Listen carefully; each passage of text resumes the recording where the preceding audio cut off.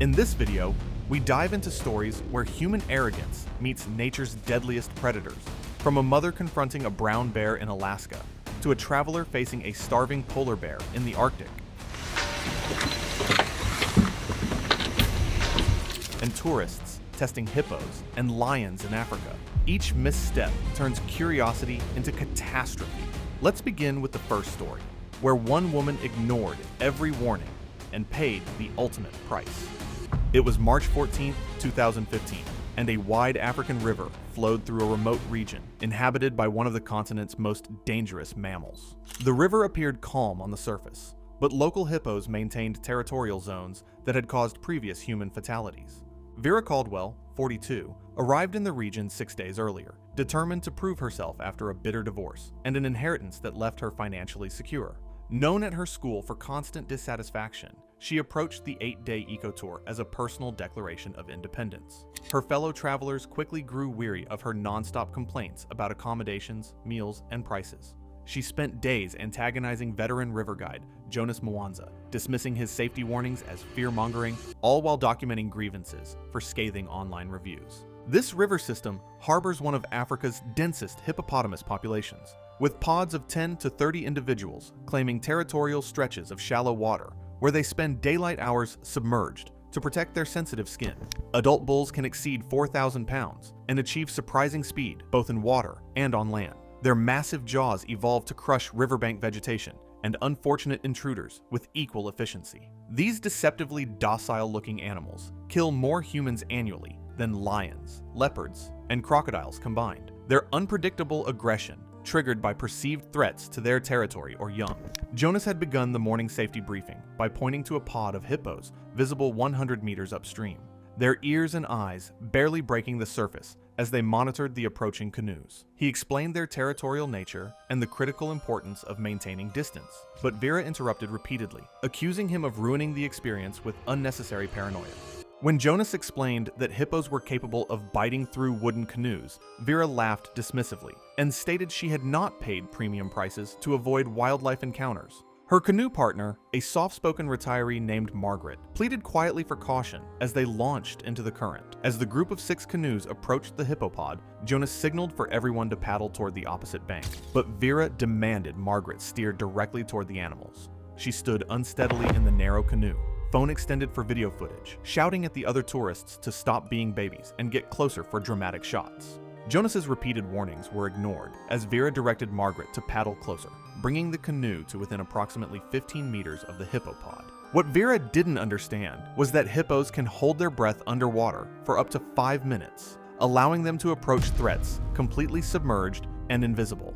The bull monitoring their canoe had already begun his approach beneath the murky surface, tracking their movements through vibrations and sound. The incident began when Vera stood in the canoe, causing it to become unstable. The sudden shift disrupted the vessel's balance, and both occupants were thrown into the river. The bull hippopotamus erupted from below, its massive jaws clamping down on Vera's torso, inflicting severe injuries to the upper body, including punctures and contusions consistent with blunt force trauma.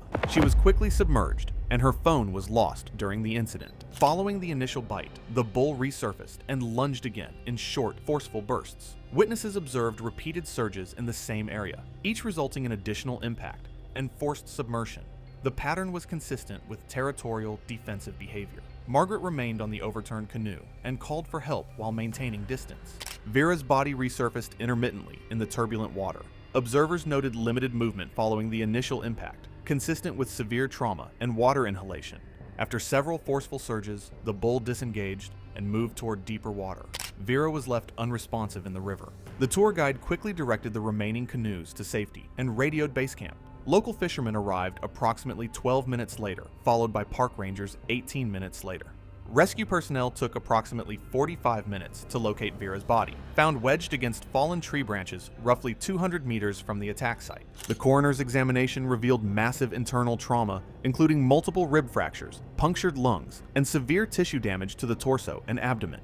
Death occurred from drowning combined with traumatic injury. Vera's death received minimal coverage in Zambian newspapers. Her family struggled with bureaucratic delays in repatriating the body, while the tour company quietly settled with Margaret for her injuries and psychological trauma.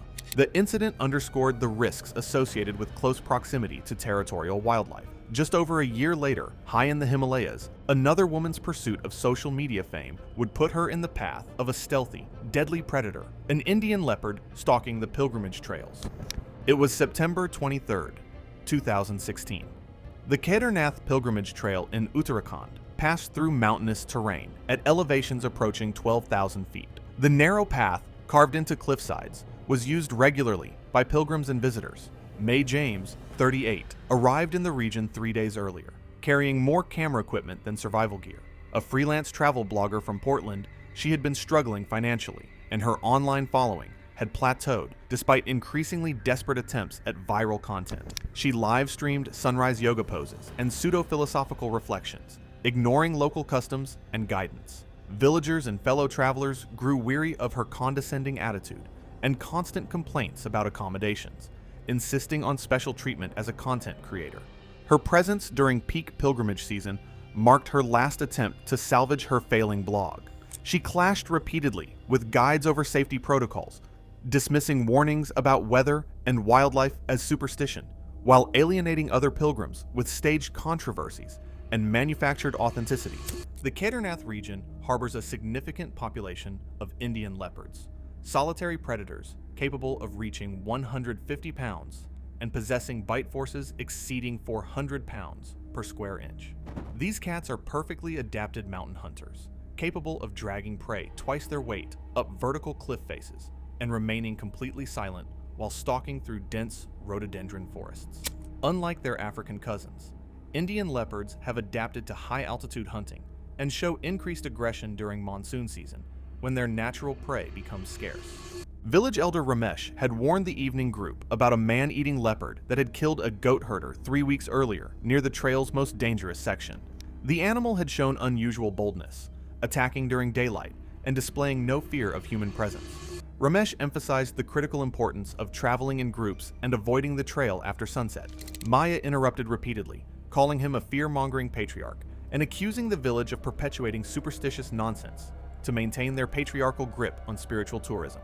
When 2 young volunteers approached May at 7:15 p.m. to discourage her planned solo evening hike, she became increasingly hostile.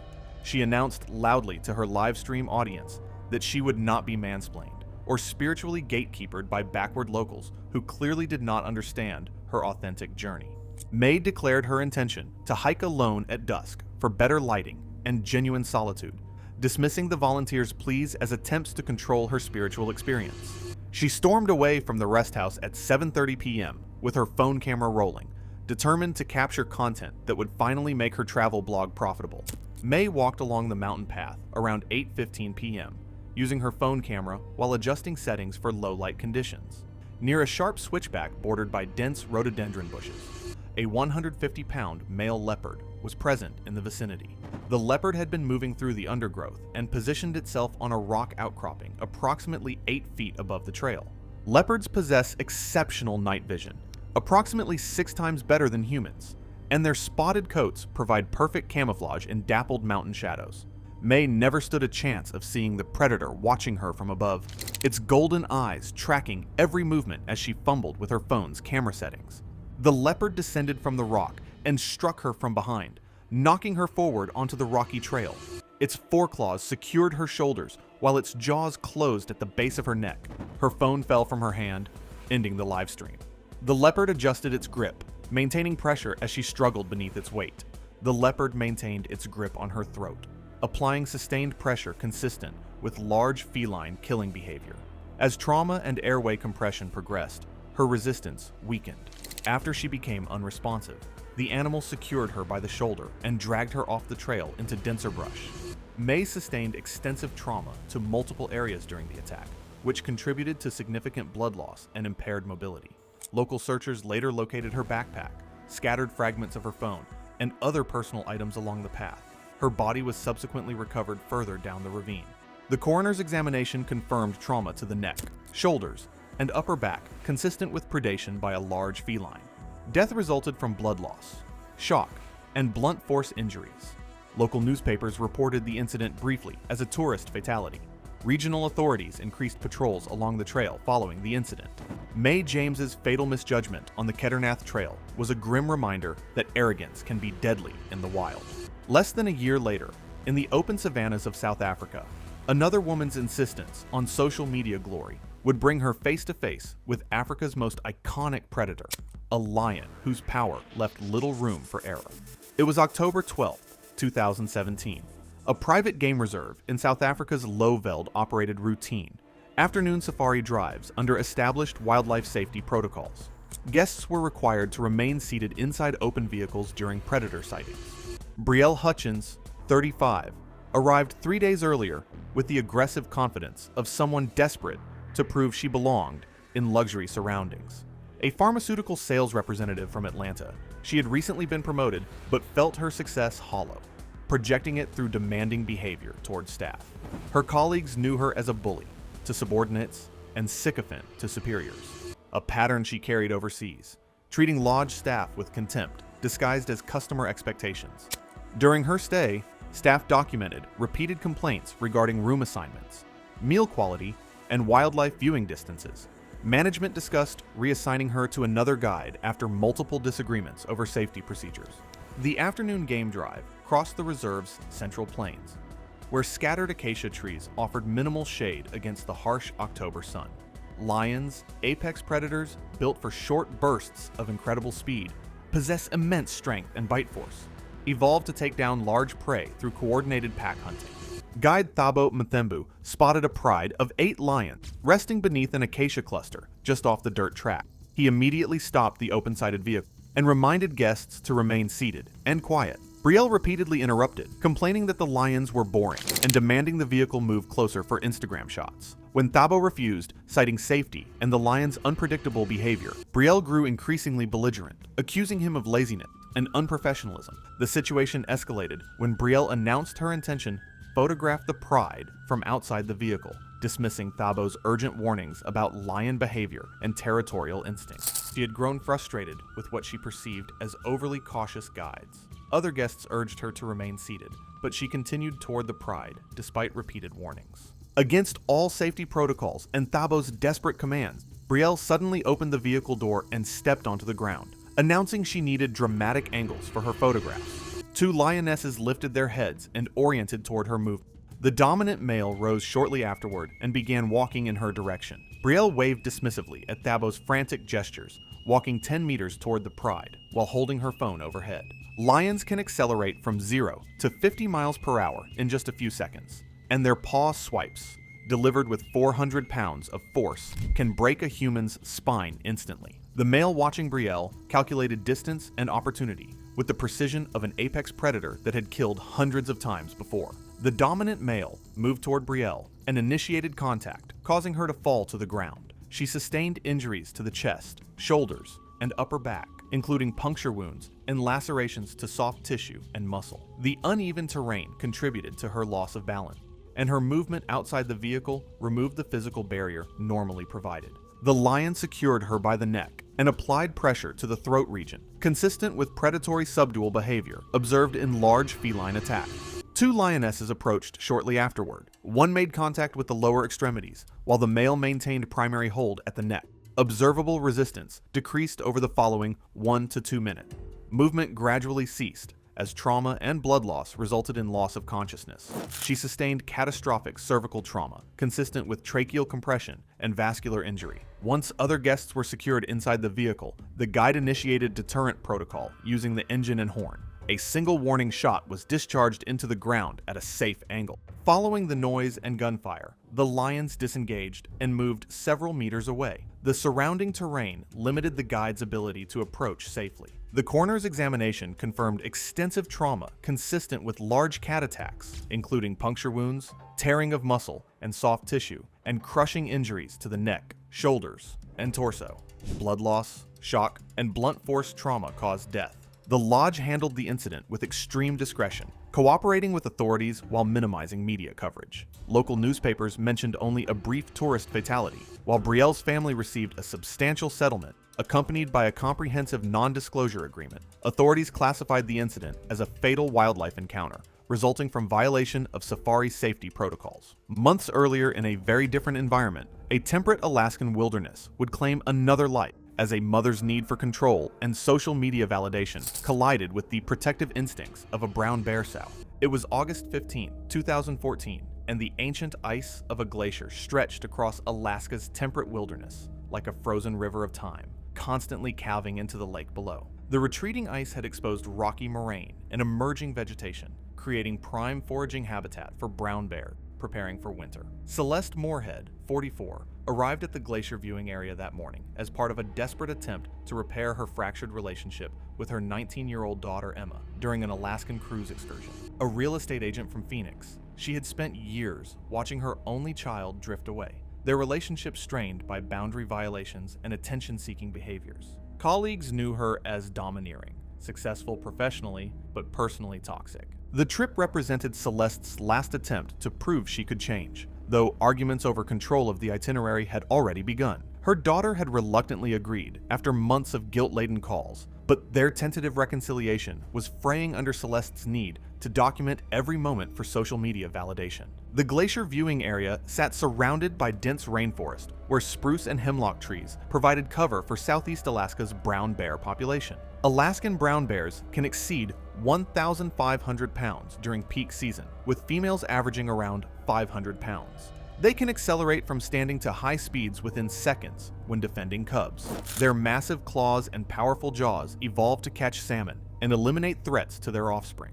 Park naturalist Jacinth Marinin had begun her standard wildlife safety briefing by informing the 20-person tour group about a female brown bear with 2 yearling cubs spotted that morning near the glacier viewpoint, approximately 400 meters from the visitor center. She emphasized the critical importance of maintaining at least 100 yards distance from all bears, explaining how sows with cubs represented the most dangerous encounter scenario due to their hypersensitive protective instincts. Celeste interrupted Jacinth's safety presentation multiple times, loudly dismissing the warnings as overblown liability protection designed to limit tourist experiences. When the group spotted the sow and her cubs through binoculars at approximately 150 meters distance, Celeste pushed to the front and announced her intention to capture real photographs rather than tourist snapshots. Both Jacinth and Emma pleaded with her to respect the safety guidelines, but Celeste exploded in fury, screaming that she was paying good money for this experience and would not be controlled by government bureaucrats who clearly did not understand her needs as a paying customer. Despite increasingly desperate pleas from Emma and direct orders from Jacinth to remain on the marked trail, Celeste stormed away from the group toward the foraging bears. Emma's tears and Jacinth's radio calls to park headquarters went ignored as Celeste marched across the rocky terrain with her digital camera extended. Celeste approached the sow foraging while her cubs played nearby on the glacier-polished rocks. The massive bear immediately detected the threat, rising onto her hind legs and huffing a clear warning to retreat. Celeste continued forward with her camera raised, either failing to recognize or deliberately ignoring the unmistakable signs of an agitated mother defending her young. A brown bear sow protecting cubs doesn't just attack, she eliminates threats with extreme prejudice. Her attacks are designed not to wound, but to neutralize completely, often continuing long after the threat has stopped moving. Celeste had just triggered every maternal instinct evolution had hardened into this 500-pound killing machine. The bear responded defensively, advancing toward Celeste and making physical contact. She fell onto the rocky terrain and sustained multiple injuries to the head, neck, shoulders, and upper torso, including puncture wounds and lacerations from the bear's teeth and claws. During the encounter, the bear maintained contact for several minutes while attempting to neutralize the perceived threat to her cubs. Celeste's movements toward safety were hindered by the injuries sustained, which included deep tissue trauma consistent with defensive behavior by a large mammal protecting offspring. Celeste became unresponsive as blood loss, shock, and blunt force trauma affected her condition. After perceiving that the immediate threat to her cubs had ended, the bear retreated with the cubs toward the surrounding tree line. Tour guides immediately radioed local emergency services. First responders arrived by helicopter, but Celeste had already died due to the severity of the injuries and hemorrhage. The coroner's examination confirmed extensive puncture wounds and lacerations to the head, neck, shoulders, and upper torso, consistent with a defensive attack by a brown bear. Death was determined to be caused by traumatic injuries. blood loss and shock. Regional wildlife authorities concluded that the attack was a defensive response, triggered by human proximity and violation of established safety protocols. The bear family was monitored but not relocated, as their behavior was consistent with natural maternal defense. From the temperate wilderness of Alaska, where human recklessness collided with a mother brown bear's fierce instinct, we turn now to the icy expanse of the subarctic tundra. Here, in northern Canada, the stakes were even higher. Nutritionally stressed predators, operating on the razor's edge between survival and starvation, would meet a lone traveler whose defiance of safety protocols would prove just as deadly. It was October 28, 2018, and the subarctic tundra near Churchill stretched toward ice-free waters. During the pre-ice season, nutritionally stressed polar bears gathered in the area, increasing the risk of human encounters. Strict safety protocols were in place, but their effectiveness depended on visitor compliance. Natalia Cooper, 39, arrived days earlier, carrying the bitterness of a life recently upended. A former office manager, she had lost her job due to absenteeism and confrontational behavior, leading to eviction and the humiliating need to move back in with her mother. The Budget Polar Bear Adventure Tour represented her attempt to prove she could still manage independence, though fellow travelers quickly grew weary of her constant complaints about tour rules. Her presence had already created conflicts with the lead guide Tommy, whose family had lived in the area for generations. Natalia dismissed safety briefings as unnecessary theatrics, interpreting genuine warnings about bear behavior as personal slights. Her confrontational attitude alienated other tourists. Churchill's location on the western shore of Hudson Bay creates a unique situation where polar bears concentrate in unprecedented numbers during the pre-ice season from October through November. Adult male polar bears can exceed 1,500 pounds and possess bite forces of 1,200 pounds per square inch. But their primary danger during the pre-ice period stems from nutritional stress that drives increasingly desperate predatory behavior. Tommy had emphasized repeatedly that late October represented the most dangerous period for human-bear encounters, when nutritionally stressed bears lose their natural wariness of humans and begin exhibiting predatory hunting behaviors. The town had implemented strict protocols requiring tourists to travel in groups and avoid dawn or dusk activities when bear movement peaked. The evening before her death, Natalia had announced her intention to take an early morning solo walk to photograph the aurora borealis, dismissing Tommy's urgent warnings about bear activity during pre-dawn hours. When Tommy and other tour members strongly discouraged this plan, Natalia exploded in fury, accusing everyone of controlling her and treating her like a stupid American who couldn't handle basic outdoor activities. Despite explicit instructions prohibiting solo travel outside the lodge, Natalia left through a rear exit without notifying the guides. She walked along the perimeter road to photograph the aurora borealis. During this time, a male polar bear in the area, experiencing nutritional stress during the pre-ice season, was moving systematically through the outskirts and detected her presence. A nutritionally stressed male polar bear had been moving systematically through the outskirts, following scents that drew him toward areas with human activity. Unlike the defensive attacks typical of brown bears, polar bear predation during this pre-ice season represents calculated hunting behavior. Unlike other bears, polar bears are true carnivores with no fear of humans. They actively hunt people as prey when hungry. During the pre-ice season, after months without food, a starving polar bear views a lone human not as a threat to avoid, but as a meal to pursue. The bear detected Natalia's movement behind a storage shed and approached with the silent precision of an Arctic apex predator. The bear made contact from behind, and Natalia lost her balance, tumbling onto the snow-covered ground. The predator's massive jaws and weight caused immediate and severe injuries to her neck, shoulders, and upper torso, including deep puncture wounds, lacerations, and extensive soft tissue trauma. The force of the attack also inflicted blunt force trauma to her ribs and internal organs, while major blood vessels were severed, leading to rapid blood loss. As she struggled to regain her footing, the bear's grip prevented movement. The combination of crushing force, sharp bites, and sustained pressure overwhelmed her body's ability to respond. Despite attempts to move or cry out, Natalia became immobilized by the combination of trauma, shock, and hemorrhage. The polar bear did not disengage. It maintained control of her body, repositioning and dragging her several feet across the snow toward partial cover near the shed. Feeding behavior began shortly after she ceased resisting.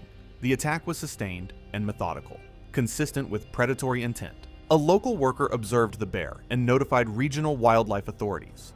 The authorities arrived with deterrent equipment and were able to drive the bear away from the area. The post-mortem revealed massive trauma to the spine and skull consistent with a large predator attack, including crushing injuries and extensive tissue damage.